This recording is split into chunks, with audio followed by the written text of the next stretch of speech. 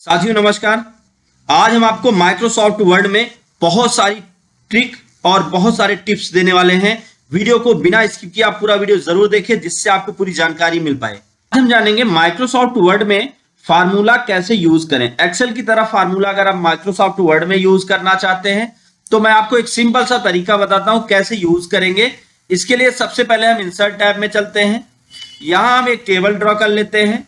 तो हमने ये टेबल ड्रॉ कर लिया। अब टेबल ड्रॉ करने के बाद अगला काम हमने यहां पे एंट्री कर ली। एंट्री करने के बाद अब हम यहां पे फार्मूला यूज करना चाहते हैं तो इसके लिए हमें उस सेल पे सेल पॉइंटर रखना है जहां पे हम फार्मूला यूज करना चाहते हैं। अब उसके बाद हम क्या करते हैं, आते हैं लेआउट टैब में। यहां आपको मिलेगा फार्मूला। अब फार्मूला में आपको लिखना है इक्वल सम और ब्रैकेट में एबव। अब ओके कर देंगे तो ऊपर का जोड़ के दे देगा। लेकिन अगर आपने सेम एंट्री यहां पे कर रखी है, सेम एंट्री आपने यहां पे भी कर रखी है, कोई भी एंट्री कर रखी है, अब आप इसका रिजल्ट चाहते हैं इस तरफ राइट साइड, तो कैसे करें। इसके लिए आपको करना है फार्मूला और सम लेफ्ट करना है। अब जैसे ही आप यहां पे लेफ्ट करते हैं तो ऑटोमेटिक ये रिजल्ट यहां पे आ जाता है। हमने क्या किया, हमने इक्वल सम लेफ्ट किया तो ये ऑटोमेटिक यहां पे आ गया। तो ये बहुत ही आसान तरीका है फार्मूला को यूज करने का। एक तो यहां पे आपको क्या करना है, फिर से मैं आपको बता दूं, सेल पॉइंटर आपको वहां रखना है जहां आप फार्मूला लगाना चाहते हैं और फार्मूला टैब में चल के यहां पे हम अलग अलग फार्मूला यूज कर सकते हैं। जैसे आप काउंट करना चाहते हैं तो आपको क्या करना है, काउंट फार्मूला कैसे यूज करें माइक्रोसॉफ्ट वर्ड में। एक्सेल में यूज करना तो हम लोगों ने बहुत सीखा है, एक्सेल में यूज करना बहुत ही आसान भी है, आपने उसको किया भी होगा। लेकिन हम माइक्रोसॉफ्ट वर्ड में कैसे आप फार्मूला यूज करें ये हम जानते हैं। तो इसके लिए जैसे फार्मूला टैब, फार्मूला पे चले जाएं लेआउट में। यहां पे आपको अगर काउंट करना है तो ये सम हटा के आपको यहां लिख देना है काउंट और ओके कर देना है तो ये टोटल काउंट करके दे देगा 3। अगर आप यहां पे काउंट की जगह पे कोई और यूज करना चाहते हैं तो क्या करें, मान लीजिए आपको एवरेज निकालना है तो आपको क्या करना है, लिख देना इक्वल एवरेज। अब एवरेज लिख के जैसे ही आप ओके करते हैं रिजल्ट यहां पे आ जाएगा। ये बहुत ही आसान तरीका, इस तरीके से आप एक्सेल में यूज कर सकते हैं फार्मूला, सॉरी माइक्रोसॉफ्ट वर्ड में यूज कर सकते हैं फार्मूला। एक्सेल में तो करते ही हैं। अब हम यहां पे बात करेंगे कि किस तरह से ये जो टेक्स्ट लिखा हुआ है इसको हम टेबल से बाहर कर दें। टेबल से बाहर करेंगे और ये कॉमन ऐसे नॉर्मल आपको लिखा हुआ मिल जाएगा। बहुत सिंपल सा काम करना है। टेक्स्ट को टेबल से बाहर करने के लिए आपको टेक्स्ट को सेलेक्ट कर लेना है, लेआउट टैब में चले जाना है, कन्वर्ट टू टेक्स्ट करके और यहाँ पे आप टैब करके ओके कर दें तो आपके सारे के सारे टेक्स्ट देखें एक साथ अलग हो गए टेबल से। अगर आप इसे फिर से टेबल में करना चाहते हैं तो भी बहुत आसान है। आपको क्या करना है, इसे सेलेक्ट करना है, इंसर्ट टैब में चले जाना है, टेबल पे चले जाना है। यहां पे आपको convert text to table option मिलेगा, इस पे क्लिक करके आपको ओके कर देना है और आपका पूरा का पूरा टेक्स्ट फिर से टेबल में हो जाएगा। ये बहुत ही आसान तरीका है।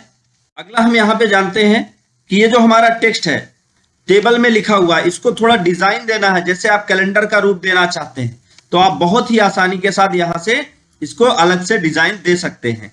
मान लीजिए कि अगर आप यहाँ पे कोई और बॉर्डर लाइन देना चाहते हैं, अलग अलग बॉर्डर लाइन, तो आपको क्या करना है, यहां आपको डिजाइन टैब में आके अलग अलग बॉर्डर लाइन ले लेनी है। आपको सबसे पहले क्या करना है, इसको पूरा का पूरा सेलेक्ट कर लेना है और फिर आपको डिजाइन टैब में आके बॉर्डर लाइन पे आ जाना है। यहां से आपको लाइन नहीं चाहिए, ये लाइन नहीं चाहिए तो आप बॉर्डर एंड शेडिंग पे आ जाएं।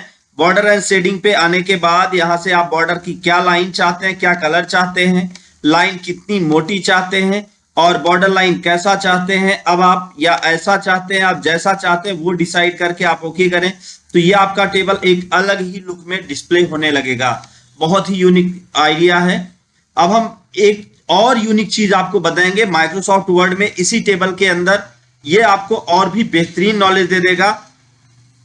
हमने क्या किया, एक कॉलम हमारा इतना बड़ा है और दूसरा कॉलम हमारा इतना बड़ा है।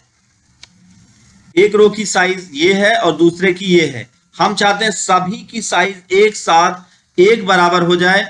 तो आप क्या करें, लेआउट में चले आए और यहाँ पे डिस्ट्रीब्यूट रो इवनली लिखा हुआ है, जैसे इस पे क्लिक करेंगे सभी रो की साइज एक बराबर हो जाएगी। देखिए जैसे कॉलम की साइज अगर छोटी बड़ी है तो आप कॉलम को सेलेक्ट कर लीजिए और यहां से करिए लेआउट टैब में डिस्ट्रीब्यूट कॉलम इवनली, सारे कॉलम एक बराबर हो जाएंगे। बहुत ही यूनिक तरीका।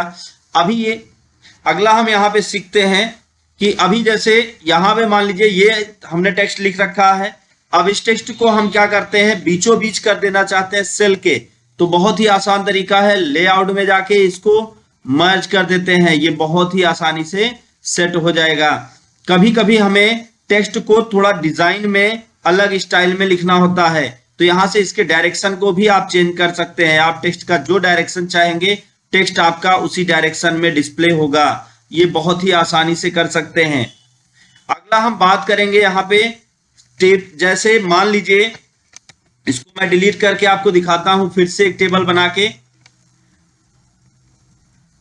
अब आपने यहां पे बनाया सीरियल नंबर, नेम, एड्रेस, फी और टोटल फी।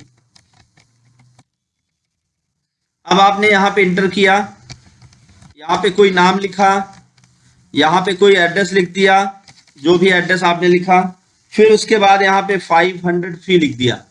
अब लेकिन आपको फी जो चाहिए थी वो 500 नहीं चाहिए थी, 550 पैसा चाहिए, 500 रुपीज एंड 50 पैसा। तो इसी सेल में हम कैसे इसको दो भागों में डिवाइड करें, लेआउट में चले आए, स्प्लिट सेल ऑप्शन मिलेगा, यहाँ पे कॉलम 2 और रो 1 कर दें तो इस तरीके से डिवाइड हो जाएगा। लेकिन हमें क्या करना, ऐसे डिवाइड नहीं करना है।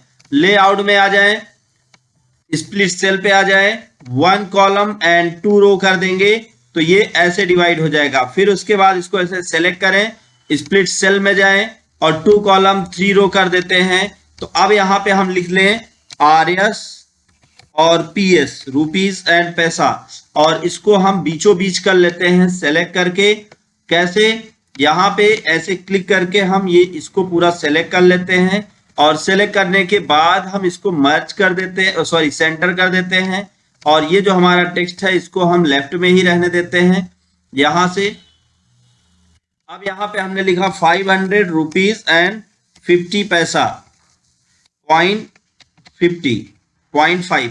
अब दोनों को जोड़ना है तो कैसे करें, लेआउट में जाके फार्मूला टैब में जाके सम, ये जो एबव है इसको हम लेफ्ट कर देते हैं, लेफ्ट, और लेफ्ट करके जैसे ही ओके करेंगे ऑटोमेटिक ये रिजल्ट आपके सामने आ जाएगा बहुत ही आसानी के साथ।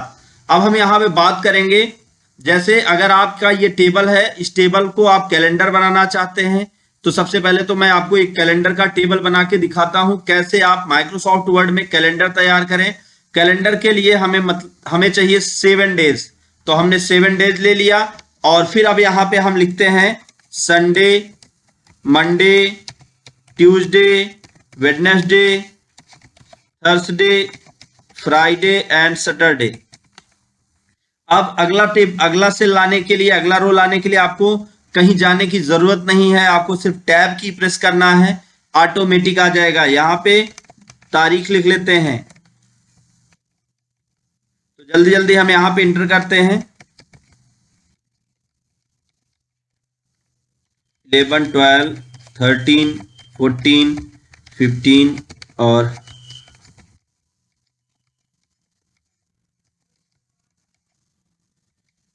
और ये बहुत ही आसान है और इसको भी आज मैं आपको करके दिखाऊंगा, आपको आसानी से समझ में आ जाएगा।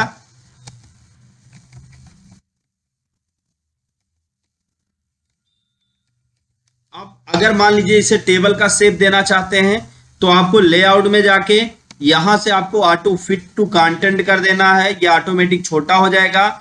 अब अगर ऊपर एक रो लाना चाहते हैं जिसमें आप मंथ लिखना चाहते हैं, कौन सा महीना है, तो हम क्या करते हैं, यहाँ पे सबसे पहले वहां रखते हैं सेल पॉइंटर जहां एक रो लाना चाहते हैं, तो हम इसके ऊपर लाना चाहते हैं तो यहाँ पे क्लिक कर लेंगे और इंसर्ट एबव ऑप्शन होगा, इंसर्ट एबव ऑप्शन होगा, क्लिक करेंगे तो आ जाएगा।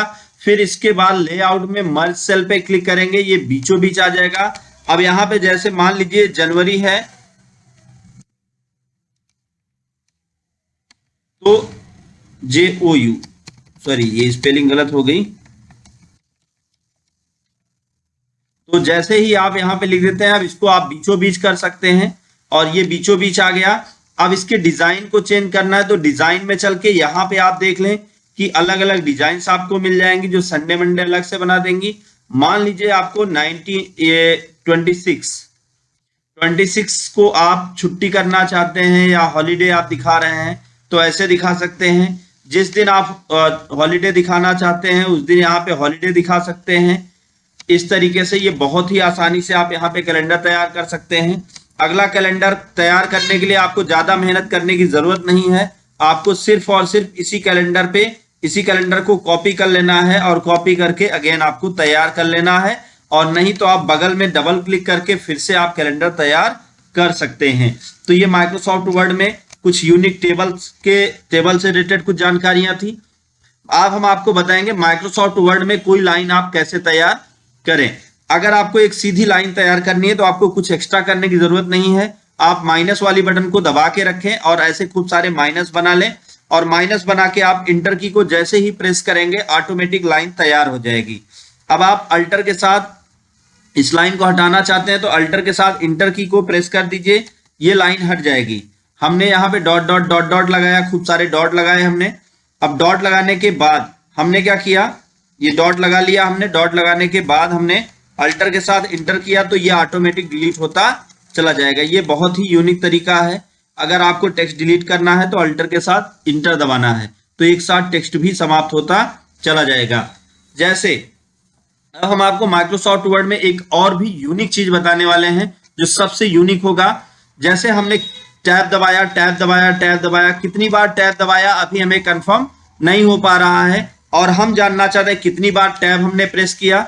तो हम पैराग्राफ बटन पे क्लिक कर देंगे, ऑटोमेटिक जितनी बार आपने टैब दबाया होगा यहाँ पे वो पैराग्राफ दिखने लगेगा। ये बहुत ही आसान है। अगर आपने स्पेस दबाया तो स्पेस के लिए ऐसे डॉट्स दिखेंगे, और अगर आपने इंटर प्रेस किया तो उसके लिए यहाँ पे ऐसे पैराग्राफ का सिंबल बन जाएगा। हटाना चाहते हैं तो आप इसको ऐसे हटा सकते हैं बहुत ही आसानी के साथ।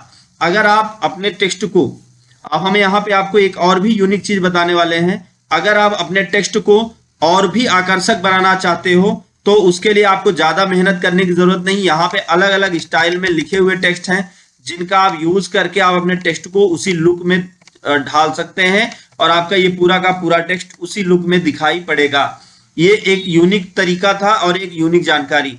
इसी तरीके की जानकारी हम आपके लिए और भी लाते रहेंगे। उम्मीद है आपको हमारा वीडियो पसंद आया होगा। अगर दोस्तों हमारा वीडियो पसंद आया हो तो वीडियो को लाइक करें, ज्यादा से ज्यादा लोगों तक शेयर करें ताकि उनको भी ये नॉलेज मिल पाए। दोस्तों thank you so much video को अंत तक देखने के लिए।